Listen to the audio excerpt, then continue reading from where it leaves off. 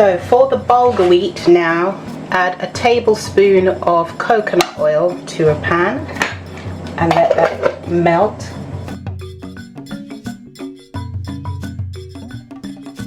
Add 1 cup of bulgur wheat. We're going to lightly toast this in the frying pan or pan for about 3 minutes.